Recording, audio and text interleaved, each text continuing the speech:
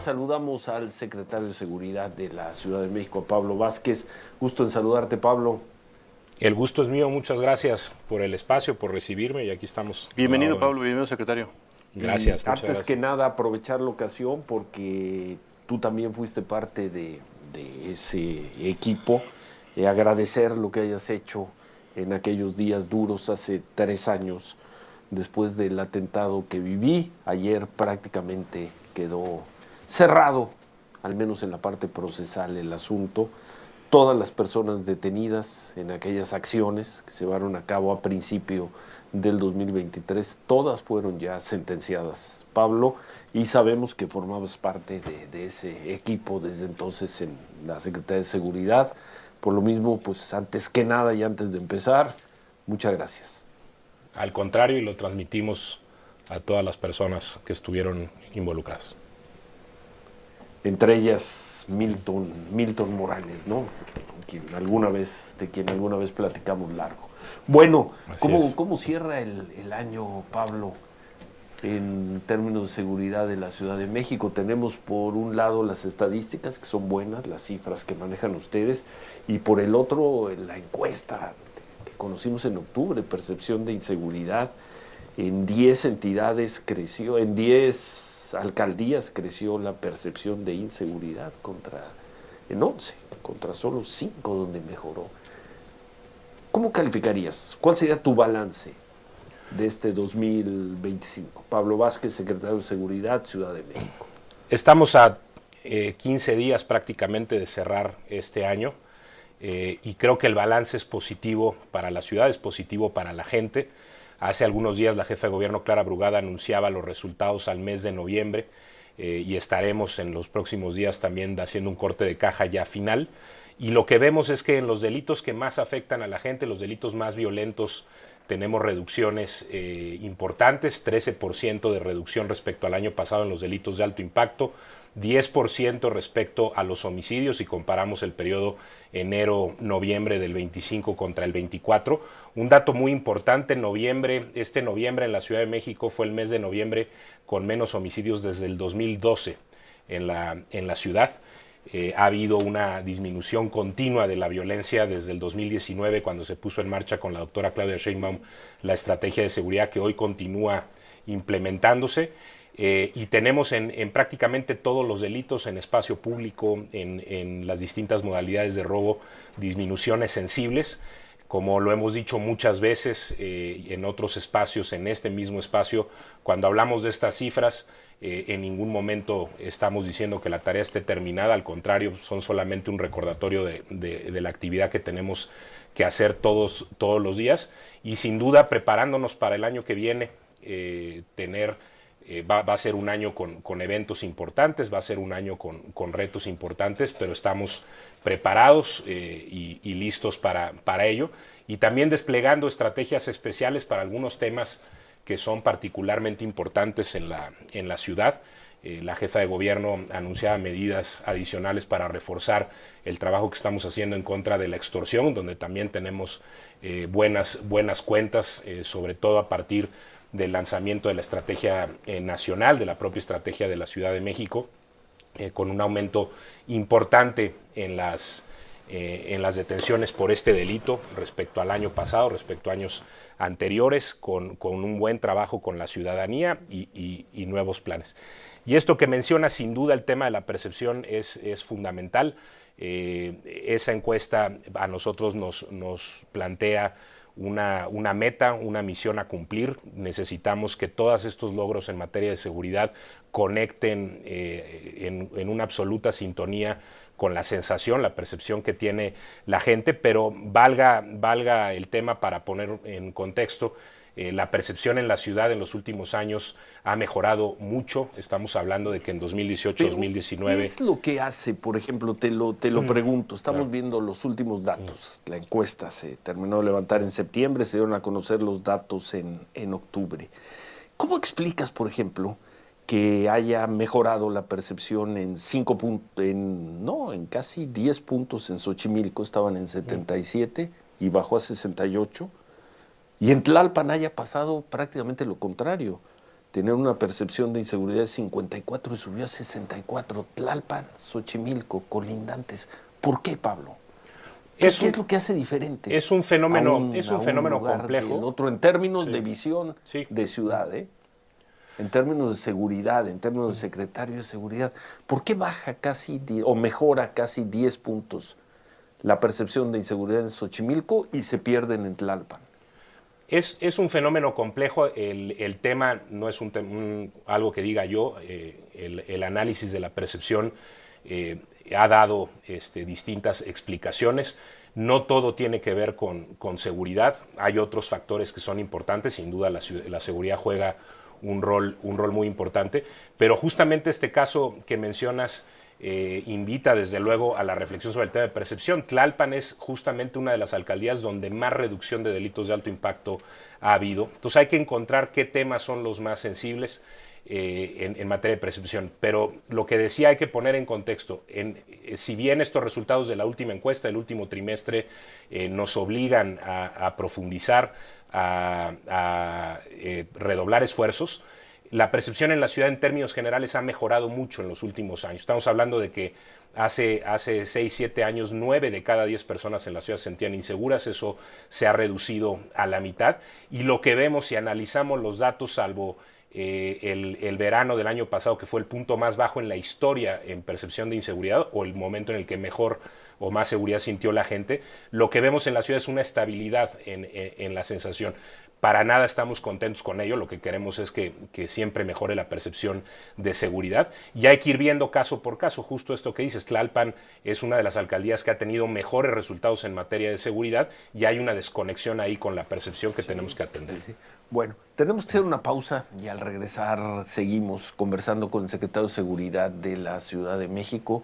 Las extorsiones, Pablo, la seguridad en las casas, el robo a casa, habitación y lo que viene para el próximo año. Hay personas que ya están hablando que va a haber medidas extraordinarias, que se van a limitar muchas actividades en la Ciudad de México, sobre todo en esos, ¿qué van a ser? 3 semanas en que haya partidos en la Ciudad de México por el Mundial. Regresamos con esos temas con el secretario Pablo Vázquez. Son las 9:19. Manuel, ¿tenías algo antes de la pausa? No, eso sí, Ciro, importante por lo que dices, ¿no? Porque me parece que el tema de la movilidad va a ser fundamental para el tema del Mundial, para los días del Mundial.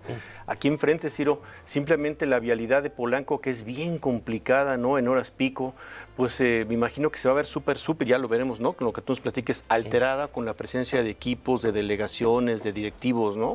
Que es una zona fundamental para el desarrollo y para el movimiento del Mundial, ¿no? Pero lo vemos, ¿en qué estás pensando, no? Para claro, eso, y para Xochimilco, Ciro, porque pues muchos visitantes van a andar yendo precisamente a las trajineras, pero bueno, de eso platicamos luego del corte.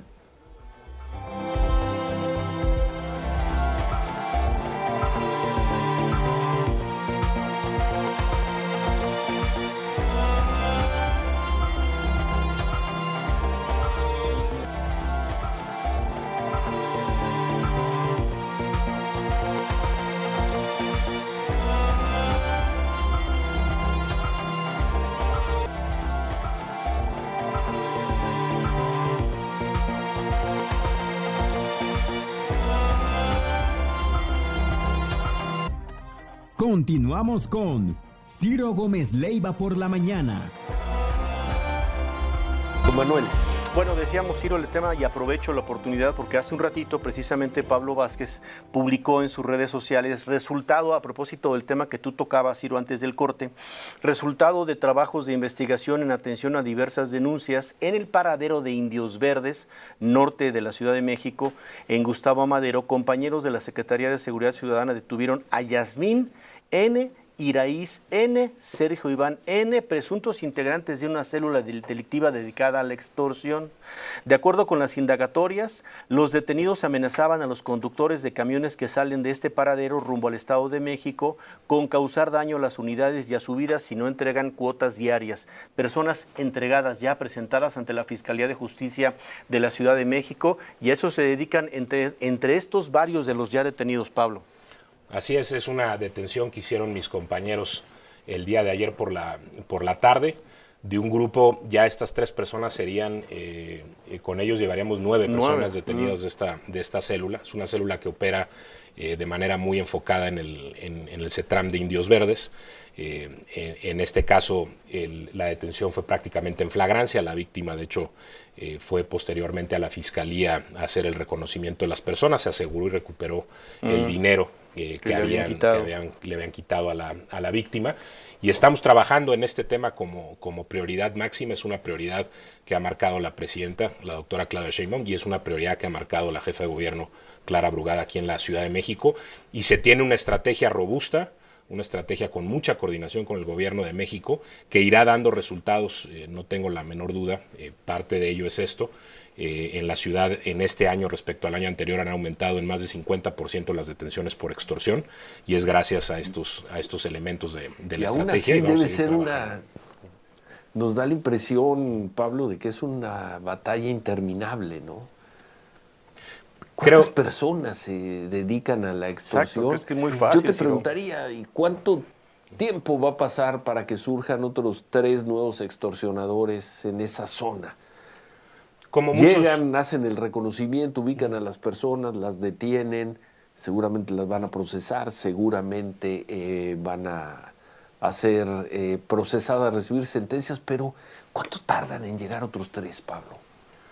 Como muchos fenómenos delictivos que hemos combatido con éxito, y ahí están las cifras, la extorsión se irá menguando, se irá reduciendo con una estrategia que no solo tiene que ver con detenciones, tiene que ver, nosotros creemos que la extorsión se combate efectivamente formando comunidad, desde luego con investigación que no solo se dirija a las células o a los grupos, sino también impacte los recursos de estas células, y en ello la coordinación que pueda haber para hacer investigaciones patrimoniales y financieras desde lo local, pero con el mando federal van a ser muy, muy importantes, y protegiendo a las víctimas, desarrollando esquemas integrales de protección tanto a víctimas como a las personas que van a denunciar.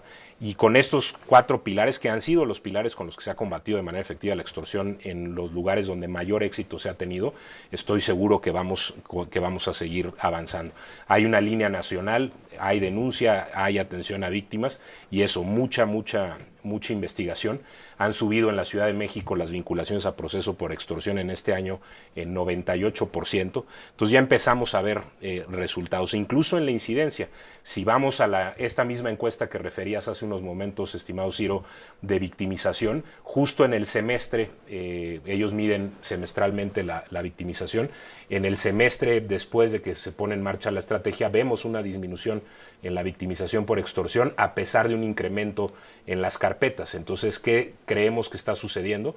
Que se está investigando y se está denunciando más este delito, y no necesariamente está habiendo más victimización, aunque desde luego la meta es bajar esos niveles de victimización. Y estamos alineados desde el gobierno de México, la ciudad, y trabajando mucho, que eso es muy importante, con redes de vecinos, comerciantes, empresarios, dándoles capacitación para el autocuidado, para atender las distintas modalidades de extorsión. Hay que también aclarar que gran parte del fenómeno, por arriba del 80-90% del fenómeno denunciado como extorsión, se refiere a extorsiones indirectas que suceden por teléfono, donde no necesariamente está en riesgo la integridad física de las personas, pero que mediante engaños su patrimonio se ve afectado. Y estamos atendiendo las dos tienen distintas formas de atenderse, pero hay estrategia, hay método, hay coordinación, y yo estoy seguro que en breve se empezarán a ver resultados, como se han visto con los homicidios, que en algún momento decían cuándo puede la tendencia de los homicidios revertirse. Pues ya lo vemos a nivel nacional, en las ciudades, desde luego, que ha habido un cambio fundamental, drástico, en la tendencia en materia de violencia. 2 cosas, Pablo. ¿Te preocupa algún punto en particular la Ciudad de México sobre el tema de extorsión? La extorsión sucede en la modalidad, digamos, más crítica, que es la del cobro de piso, cuando hay una amenaza real a la integridad física. Sucede sobre todo donde hay concentración de unidades económicas y unidades económicas de cierto nivel productivo. son esas zonas, las da la propia oportunidad, donde estamos poniendo la mayor atención, el mayor foco, y donde tenemos que trabajar para generar redes más sólidas de comunidad y de relación con la autoridad. La extorsión florece donde la gente está sola, es decir, donde la autoridad no responde y donde la gente no tiene quien lo acompañe. Tú denuncias, no te hacen caso, te caen ahí, pues. Exacto. Obviamente. Y también donde no tienes una comunidad que te acuerpe. Entonces tenemos la responsabilidad nosotros de formar o ayudar a formar comunidad, de ayudar a formar redes contra la extorsión y atenderlas de manera efectiva. Y la otra cosa, Pablo, porque me lo platicaba Miriam Moreno, nuestra compañera reportera, apenas hace un ratito me dijo, ella le tocó ir a hacer la cobertura de una de las audiencias precisamente del señor apodado El Patrón, Armando Escárcega, en el caso del intento de asesinato a Ciro, y dice, ya no tuvimos oportunidad de hacer comunicación en los alrededores del Reclusorio Norte. Ahora sí, ya vimos que ya no se puede comunicar uno por teléfono celular. Ya entraron también en vigor estas disposiciones para que desde el interior de los penales no salgan las llamadas de extorsión. Es una línea de trabajo contra la extorsión que estamos desarrollando junto con el Gobierno de México. El Gobierno de México trae un proyecto muy interesante de inhibición remota con apoyo del sector privado, y a la par de ese proyecto nosotros en la ciudad estamos en este momento poniendo en marcha inhibición física presencial. Ya está implementada en una fase de pruebas y de pilotos para afinar los temas. Estamos en los 6 centros de internamiento más importantes de la ciudad. Los reclusorios. En los 3 reclusorios y en otros espacios que tiene la ciudad, inhibiendo la señal, que es fundamental. Y con eso tienes que bajar necesariamente la intención, ¿no? Sin duda, y este proyecto no solo va a beneficiar a la ciudad, de hecho va a beneficiar a todo el país, porque a veces la ciudad es afectada por llamadas que vienen de otros estados y viceversa. Entonces es un proyecto que tiene que pensarse en una lógica nacional, así se está haciendo, y lo estamos trabajando de la mano con la Secretaría de Seguridad y Protección Ciudadana, y aquí en la ciudad lo que nos ha pedido la jefa de gobierno es tener el eje de la inhibición y de la atención a los centros penitenciarios como una prioridad. Y va rápido, porque entiendo que ¿Dirías que hoy está completamente inhibida esa comunicación, Pablo, en las cárceles de la ciudad? En estos 6 penales o en estos 6 centros estamos en la fase de desarrollo del proyecto, de pruebas del proyecto, y la idea es que como lo anunció la jefa de gobierno hace unos días, en los primeros meses del año que viene, en estos 6 centros, que además son los 6 centros que por estrategia son los prioritarios, quede inhibida la señal. Oye, ¿qué es norte, sur, oriente? Y tenemos el complejo Santa Marta, Catitla y la penitenciaría, y que la también está en penitenciaría. el complejo oriente. Correcto, ahí están esos 5 centros. 6. 6. Santa Marta, que varonil, femenil. Correcto. Bien. Ciro. Bueno, pues vamos a una pausa, y al regresar continuamos y concluimos esta conversación con Pablo Vázquez. El 2026, el Mundial, la gente va a poder salir a la calle esos días, la va a pasar bien. ¿Cómo van a ser esos operativos? ¿Cuáles son las preocupaciones? En fin, gracias además por los comentarios que estamos recibiendo. Dice, pregúntele tal cosa al secretario. Bueno, vamos a hacerle ahora algunas de esas preguntas. Gracias siempre por su comunicación. Por lo pronto nos vamos a una pausa y seguimos conversando y escuchando al secretario de Seguridad de la Ciudad de México al final, ya, porque pues vamos a estar haciendo ya un balance de lo que ha sido este 2025 en términos de seguridad en la capital de la República. Volvemos.